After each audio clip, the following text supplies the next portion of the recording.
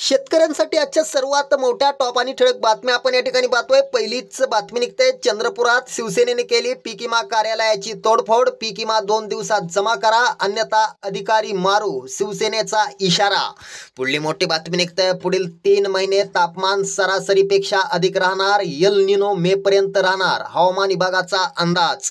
पुढली मोठी बातमी निघते, किसान क्रेडिट कार्डवर मिळणार आता लाखो रुपयांचं बिनव्याजी कर्ज, शेतकऱ्यांना दिलासा। पुढली मोठी बातमी निघते, दुष्काळी अनुदानासाठी 11 मार्च पर्यंत कागदपत्र जमा करा, सिन्नर तहसीलदारांचे आवाहन।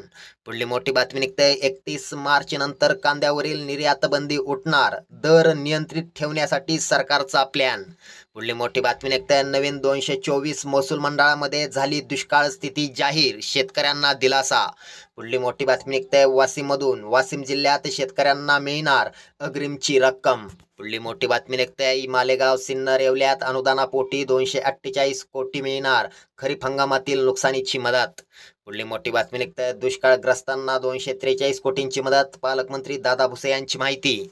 पुढली मोठी बातमी निघते, कर्जमाफीत तब्बल 36,000 शेतकऱ्यांवर अन्याय, 3 वर्षातून एकदा कर्ज घेत परतफेड केलेले अनुदानापासून वंचित। शेतकऱ्यांसाठी या होत्या सर्वात मोठ्या टॉप आणि ठळक बातम्या। धन्यवाद।